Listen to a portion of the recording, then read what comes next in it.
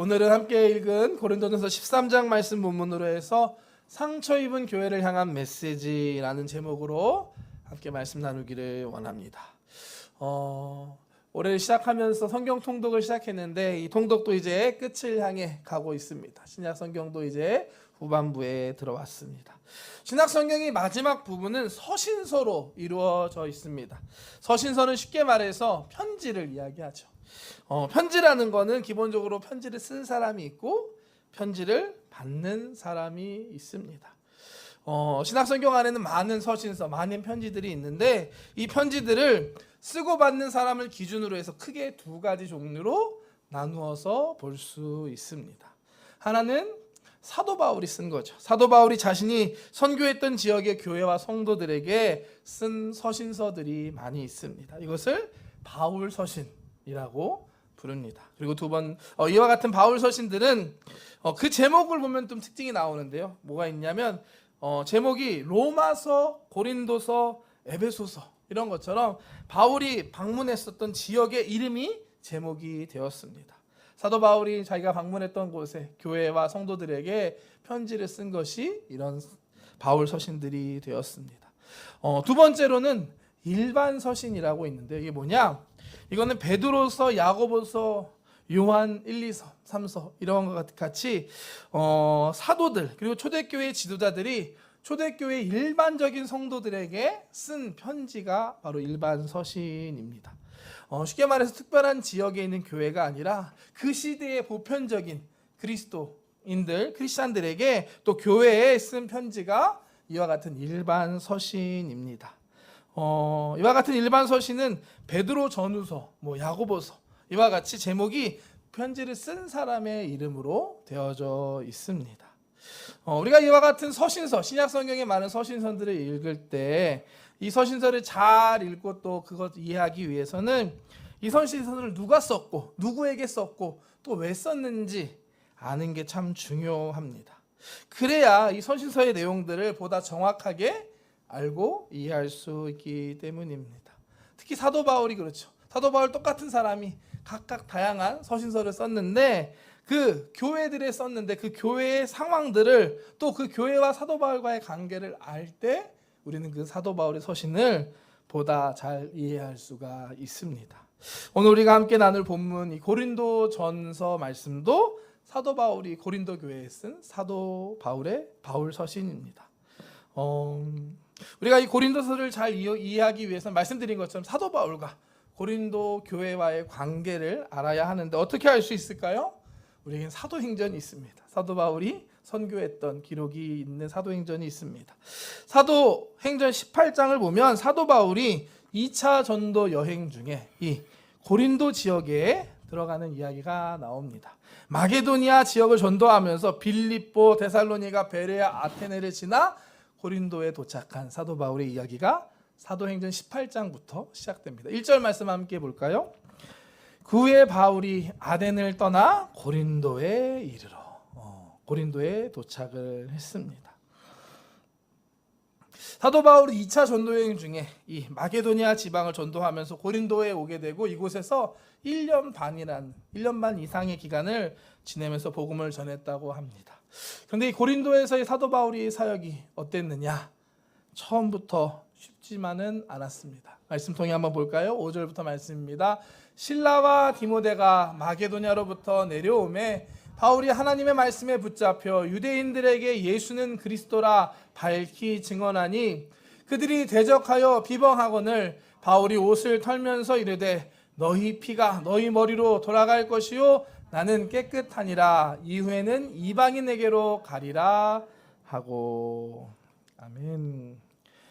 사도 바울이 처음에 회당에서 유대인들 중심으로 복음을 전했습니다. 그런데 유대인들은 이 사도 바울이 전하는 복음을 받아들이지 않았습니다. 그를 대적하고 비방했습니다. 사도 바울은 하지만 이와 같은 어려움 속에서도 사역을 포기하지 않습니다. 그곳을 옮겨서 계속해서 유대인들이 안 들으면 이방인들에게 복음을 전하기 시작했습니다. 그리고 결국 이 고린도에서도 많은 열매를 맺게 됩니다. 또한 하나님께서도 환상을 통해 이 사도 바울에게 용기를 주시고 사도 바울과 함께 주십니다. 8절부터 말씀 한번 볼까요? 또 회당장 그리스보가 온 집안과 더불어 주를 믿으며 수많은 고린도 사람도 듣고 믿어 세례를 받더라. 밤에 주께서 환상 가운데 바울에게 말씀하시되 두려워하지 말며 침묵하지 말고 말하라. 내가 너와 함께 있음에 어떤 사람도 너를 대적하여 해롭게 할 자가 없을 것이니 이는 이 성 중에 내 백성이 많음이라 하시더라. 아멘.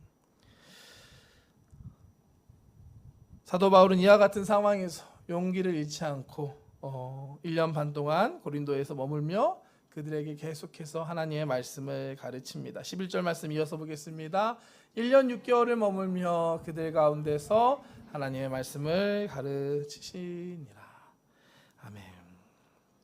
사도 바울에게 있어서 이 고린도 교회는 어려움이 있었지만 그럼에도 불구하고 포기하지 않고 계속해서 사역했을 때 끝내 많은 열매를 맺은 그러한 곳이었습니다.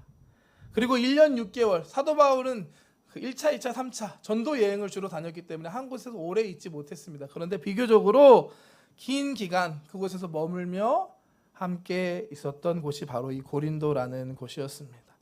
그만큼 고린도 교회는 이 사도 바울에게는 특별한 곳이었습니다. 사실상 사도 바울의 2차 전도 여행의 가장 핵심이 되는 곳이 바로 이 고린도였습니다. 이런 관계와 배경을 통해 우리는 고린도 교회와 성도들에게 사도 바울이 애정이 있었다는 것을 충분히 미루어 알 수가 있습니다. 그런데 고린도서의 말씀을 보면 안타깝게도 이와 같이 사도 바울이 애정하고 사랑했던 교회, 고린도 교회에 많은 문제가 있었다는 것을 우리는 말씀을 통해 알 수 있습니다. 여러분, 이 세상에는 정말 많은 교회들이 있죠. 여러분들 교회를 몇 군데 보통 다니셔 보셨나요? 참고로 저는 어렸을 때 초등학교를 10군데 나왔는데요. 아버지가 개척교회를 계속 이어가셔서 어렸을 때 많은 교회들을 경험할 수 있었습니다. 세상에 정말 많은 교회들이 있는데 그런데 이 많은 교회들 중에 문제가 정말 하나도 없는 그런 교회가 있을까요, 여러분? 있으면 좀 알려주시면 가서 좀 배우고 와야겠네요.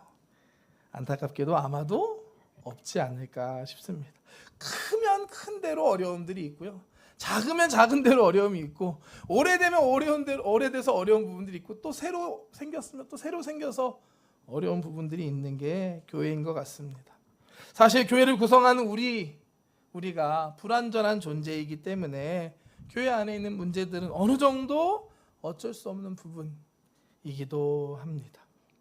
그런데 고린도전서 말씀을 보면 그럼에도 불구하고 고린도 교회는 특별히 더 많은 문제가 있었다는 걸 우리는 알 수 있습니다. 그 중에 가장 대표적인 게 고린도 교회 안에는 분쟁이 있었습니다.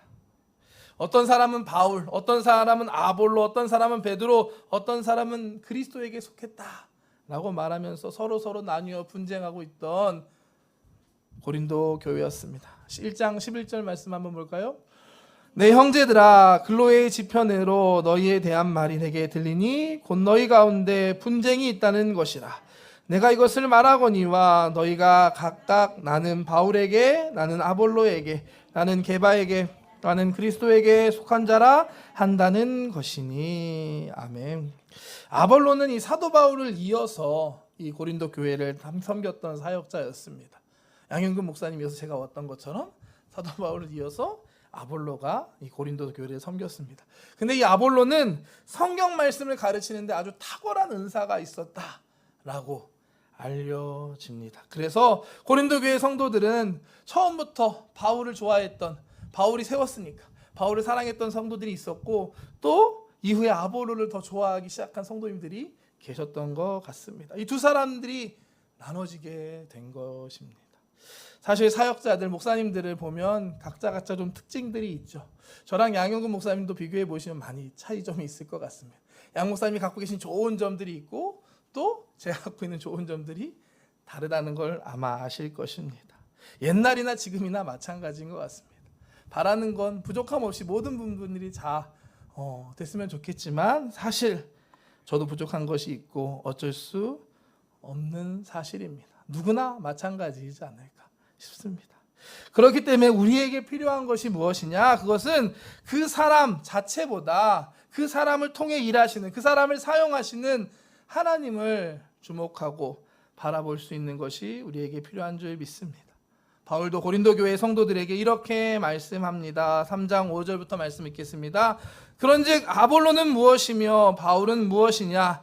그들은 주께서 각각 주신 대로 너희로 하여금 믿게 한 사역자들이니라. 나는 심었고 아볼로는 물을 주었으되 오직 하나님께서 자라나게 하셨나니 그런즉 심는 이나 물 주는 이는 아무것도 아니로되 오직 자라게 하시는 이는 하나님뿐이니라.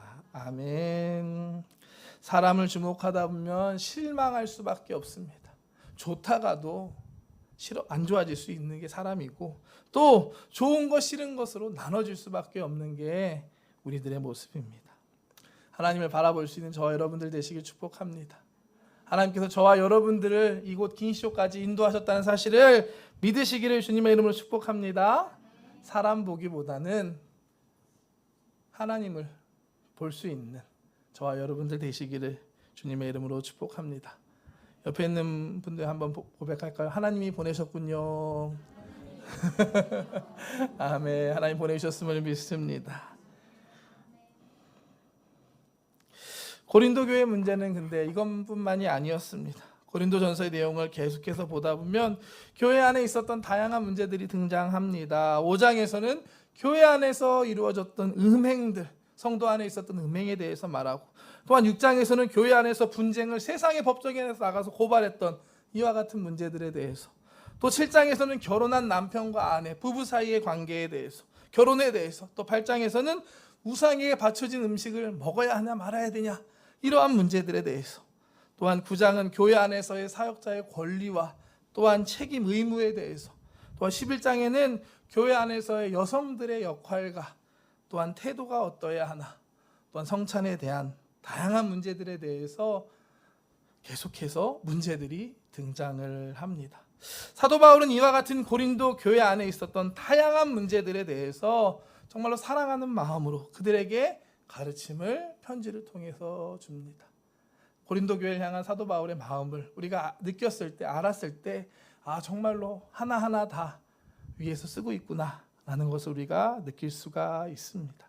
그러면서 12장에는 이 다양한 은사들에 대해서 가르쳐 주면서 교회는 이와 같은 다양한 은사를 받은 사람들이 함께 모여서 하나님의 하나의 몸을 이루어가는 것이다 라는 가르침을 줍니다. 12장 21절부터 말씀 보겠습니다.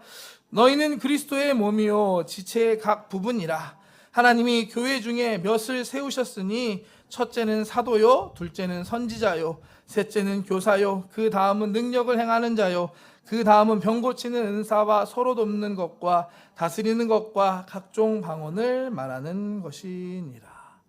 너희는 그리스도의 몸이고 지체다. 교회는 그리스도의 몸입니다. 우리는 그 몸을 이루는 하나하나의 지체인 것입니다.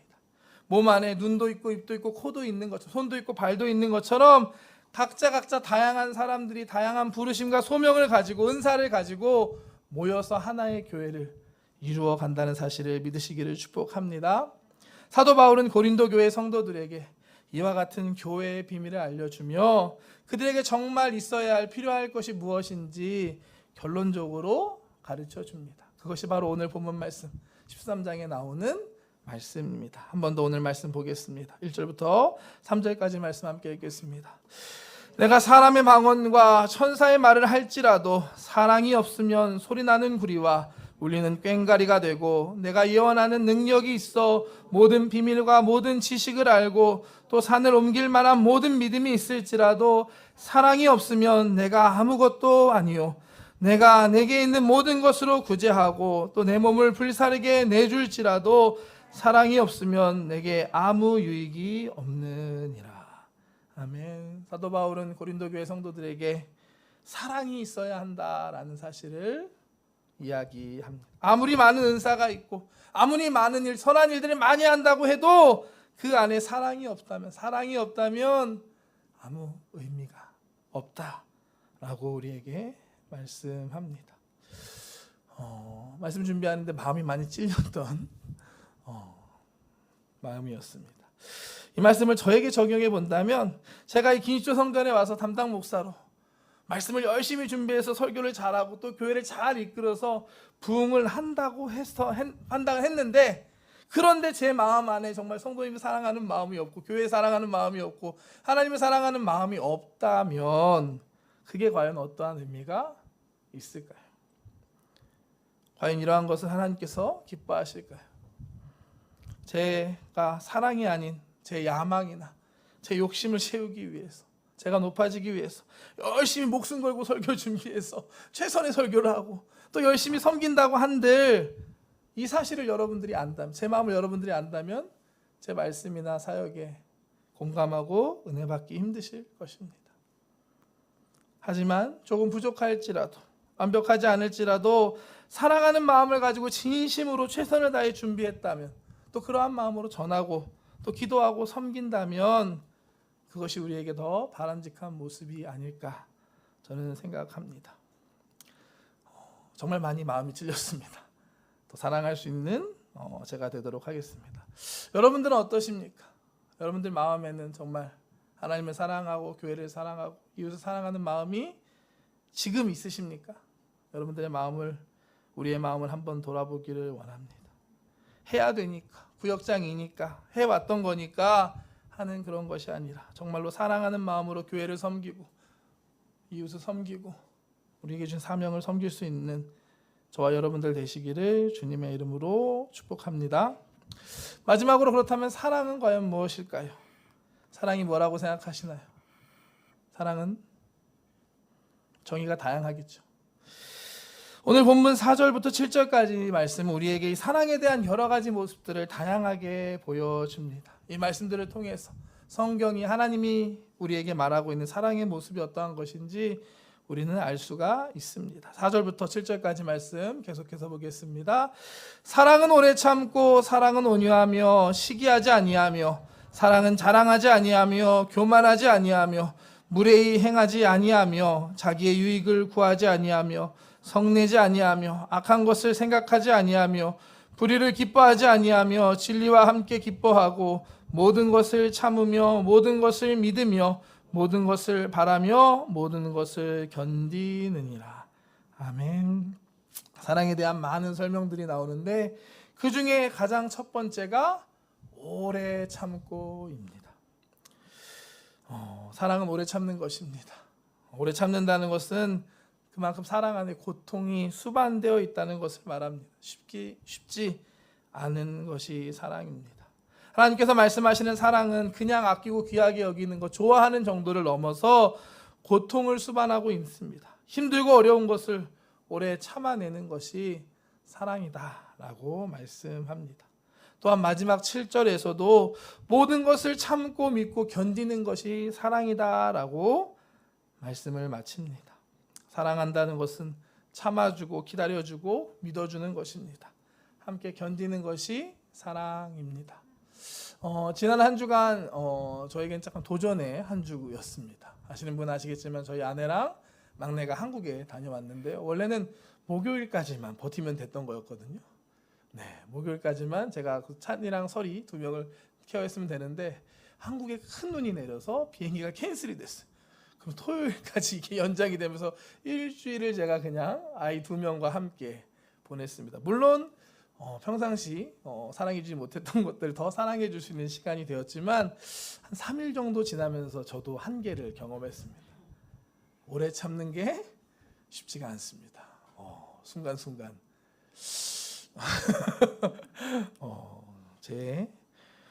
오늘 말씀이 정말 마음에 와닿습니다. 오래 참는 것이 사랑인데, 기다려주고 믿어주는 것이 사랑인데 우리는 참 사랑하기가 어려운 것 같습니다. 그야말로 내 새끼도 사랑하기 힘든데 사랑하는 게 참 어려운 것 같습니다. 하지만 그럼에도 불구하고 우리 안에 이와 같은 사랑이 있기를 소망합니다. 이와 같은 사랑이 우리에게 있을 때 우리가 정말 말씀처럼 한 몸을 이룰 수 있고 또한 우리를 향한 하나님의 온전한 뜻을 이루게 될 수 있을 줄 믿습니다. 오늘 고린도전서 말씀을 통해서 사도 바울이 전하는, 고린도 교회에 전하는 사랑의 메시지를 함께 살펴보았습니다.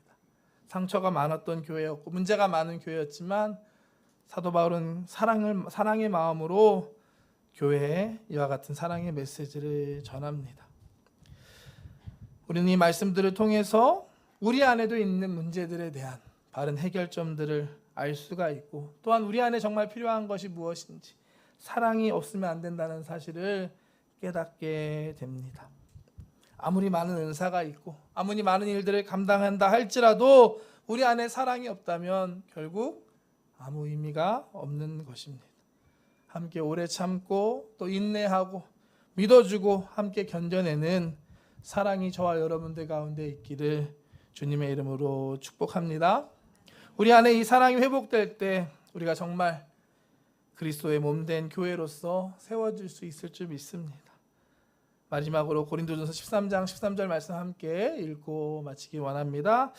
그런즉 믿음, 소망, 사랑 이 세 가지는 항상 있을 것인데 그 중에 제일은 사랑이라. 아멘. 사랑하는 저와 여러분들 되시기를 주님의 이름으로 축복합니다. 사랑합시다. 기도하겠습니다. 사랑의 하나님 감사합니다. 오늘 고린도전서 말씀을 통하여서 정말 교회 안에 있는 문제들에 대하여 하나님 우리가 어떻게 대해야 할지 말씀을 통해 살펴보았습니다. 우리 안에 다른 것보다 사랑이 있기를 원합니다. 사랑은 허다한 죄를 덮는다 하셨습니다. 우리가 정말 하나님을 더 사랑하고 교회를 사랑하고 또한 우리와 함께하는 이웃들을, 가족들을 더 사랑할 수 있는 우리 한 사람 한 사람 되게 하여 주시옵소서.